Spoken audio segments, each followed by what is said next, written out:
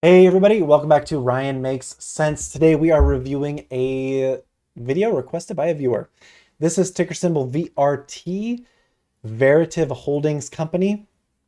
I do want to just note, I'm not going to dig into what the company does, who their partners are, what they've transitioned into. I'm literally solely looking at their financial data points, the balance sheet. We're going to see what hedge funds are doing.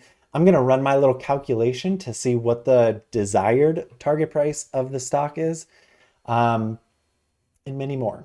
So don't get upset if I'm not looking at other things behind the curtain. I just want to know if this is a good stock to buy. This is a electrical equipment and parts company for industrials. That's all I know, and we're going to keep it high level.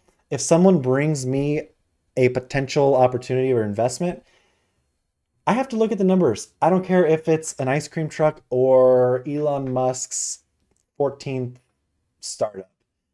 The numbers have to make sense before I even consider looking at the stock or going further. So, no harm, no foul. If that throws you off, then that's okay. So, we're looking at Vertiv. What I'm going to do first is we're going to look at the sales, outstanding shares, and EPS. So, good, bad, and ugly. The good is the sales. This is a beautiful stair step up. You could see they had a little plateau from 2019 to 2020, but looks like they found their stride. This company does 6 billion. Is this a USA company? Yes. 6 billion in 2023. The EPS, again, it's kind of on average, I guess, going up and to the right. It's not amazing and it's not horrible. I think 2024 is going to be a really pivotal year for this company. We're going to want to see more than 6.8 billion in revenue.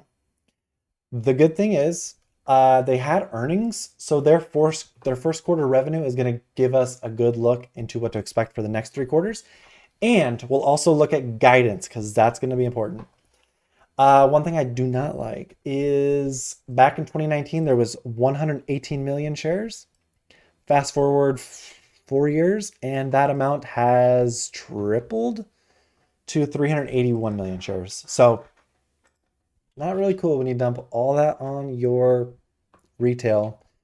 Institutions and hedge funds can absorb it, but the everyday working person, um, I mean, obviously they're happy with the stock price movement, but adding that many shares generally sucks. So they are profitable, 32% gross margins. That's high growth.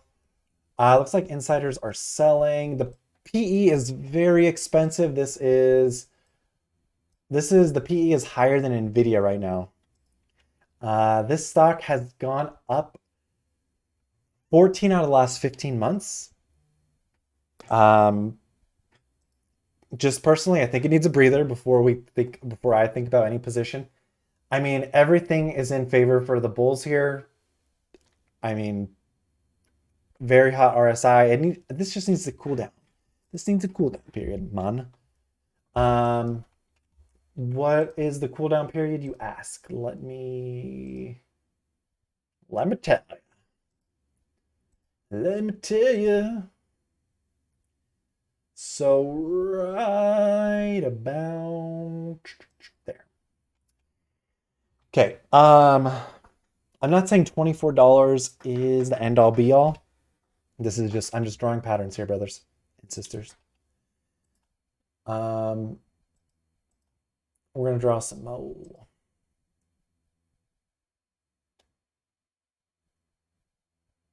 That makes sense to me. Okay. This I think possibly, I mean, this could keep going up for infinity, but I think we see some consolidation, and there's the last support and the potential last support there. So I think we possibly see 70, low 70s to 80s if this thing consolidates and doesn't have a volatile move down. And let me just open up their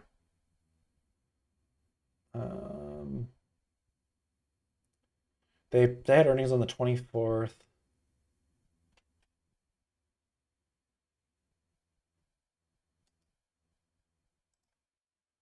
I want to break free. Okay, here we go. All right, so we're gonna let those load. We're gonna run my calculation here.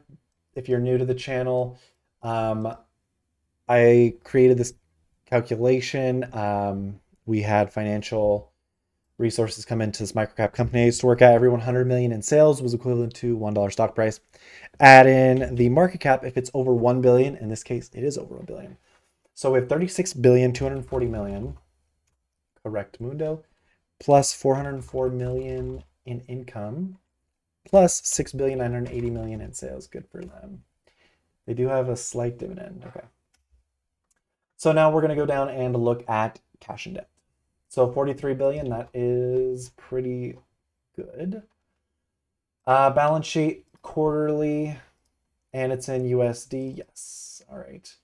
A lot of insider selling. Stephen Lang, good. Looks like Stephen was day trading his stock in June.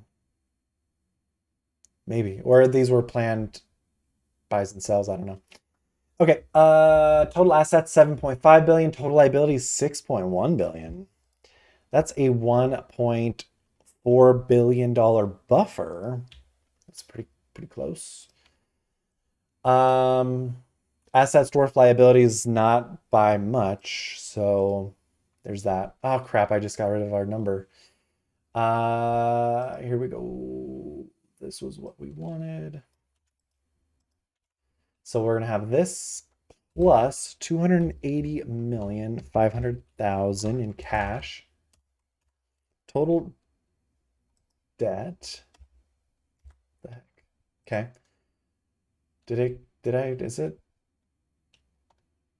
What the heck's going on, man? 43,624. 43. So plus 280,500,000. Okay. Total debt, apologies for that, is 3,069,400,000. Come on, man. Minus 3,069,400,000. 3,069,400,000, yeah. Okay, and we are going to take this and divide it by 361,160,000. So this is $113 stock price. So we have about $17 in upside, about 10%. Analysts have an average of 102. Let's see if anyone's close to mine. Wow, this thing literally just the last 15 months just took off. I should do a video on how you can find stocks like this. Yeah, I should. Okay. So yeah, I mean, my price target's about 10% higher. Looking at what institutions and hedge funds are doing, institutions and hedge funds own 83%. That is old data. VRT, yes. Again, that is considered old data because FinViz does not update their data regularly compared to this website's FinTel. So old data is 83.15%. New data is, drumroll, 95.44%, 12% increase. And it's almost at all-time highs of institutional ownership. Absolutely bananas. And I just want to see what Vanguard and BlackRock are doing. We're going to go ahead and look at what all these people are doing. FMR decreased 20 million shares. Barrow, Hanley, Mahuini, and Strauss decreased 10 million shares. Vanguard added about 4.6 million. BlackRock added 10.2 million. Platinum Equity sold out about 20 million. And Starboard Value sold out about 7 million. 7 million. Yep. So people are cashing in. I tell you what.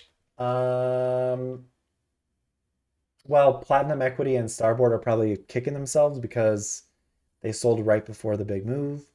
BlackRock and Vanguard are absolutely loving this. So that's VRT.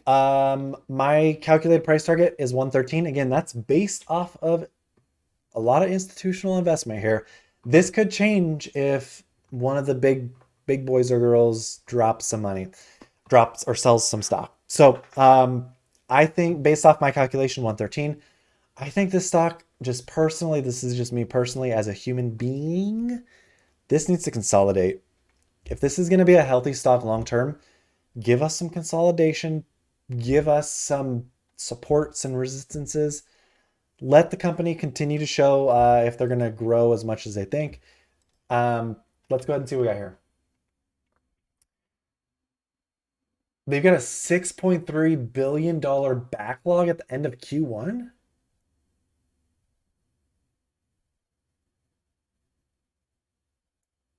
What? Whoa. Okay. All right. Let's read this real quick. Um, so they did 1.6 billion in Q1. So Q2 that they're gonna do 3.2. So for the whole year they'll do 6.4. But they have a 6.3 billion backlog. So what the heck? Uh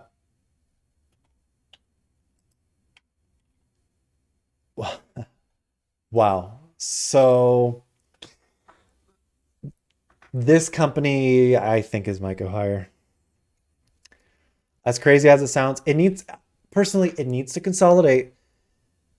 But I mean, this type of growth with a $6.3 billion backlog. Oh my God. That is absolutely incredible. Like, what the heck? I mean, that's insane. So, and that's the backlog. That's not considering new sales. So, throw everything in the kitchen sink. My target's 113. It needs to chill out, but stock market's crazy. If you made it this far, consider subscribing. Let me know if you think it needs to cool down or if you think it's going to keep going up and up and up and up and up and up and up and up. Anyway, take care. See you soon. Adios.